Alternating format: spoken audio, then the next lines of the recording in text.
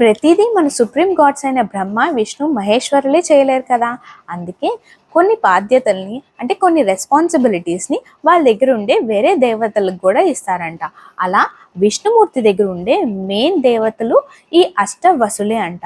వీళ్ళకి చాలా మెయిన్ బాధ్యతలన్నీ అప్పగిచ్చారంట. ఆ బాధ్యతల్ని, ఆ డ్యూటీస్ని కరెక్ట్గా చేయడమే ఈ అష్టవసులకి ఉన్న పని. సరే, వీళ్ళంతా స్వర్గంలో ఉంటారంట. స్వర్గంలో ఉండే వాళ్ళు మరి ఇక్కడికి ఎందుకు వచ్చారు అనే క్వశ్చన్ ఉంది కదా. జనరల్గా మనం కూడా మన ఇళ్లలోనే ఉంటాం, బట్ అప్పుడప్పుడు తిరుపతి, షిరిడి లేదంటే ఏదైనా ఊరు, పెద్దమ్మ ఇల్లు, లైక్ వెకేషన్కి వెళ్తాం కదా. అలాగే ఈ అష్టవసులు కూడా వాళ్ళ భార్యలతో కలిసి వెకేషన్ కోసం భూమి మీదకి వచ్చారంట. వీళ్ళంతా వశిష్ఠ మహాముని ఆశ్రమానికి వెళ్ళారంట. స్వయాన అష్టవసులు అంటే దేవతలే ఇంటికి వచ్చినప్పుడు ఎవరైనా ఆతిథ్యం ఇస్తారు కదా. మన ఇంటికి కూడా గెస్ట్లు ఎవరైనా వస్తే రండి, టిఫిన్ చేయండి, భోజనం చేయండి అంటే వాళ్ళు వచ్చిన టైం బట్టి మనం ఆఫర్ చేస్తాం కదా.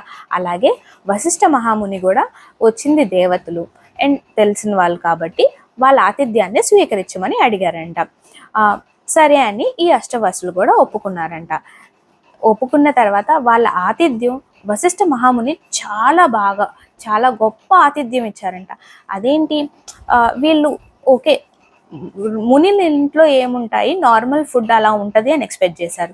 తీరా చూస్తే వీళ్ళు మన వాడుక భాషలో చెప్పాలంటే నార్మల్ పెళ్లి భోజనానికి, అంబానీ ఇంట్లో పెళ్లి భోజనానికి చాలా డిఫరెన్స్ ఉంటుంది కదా.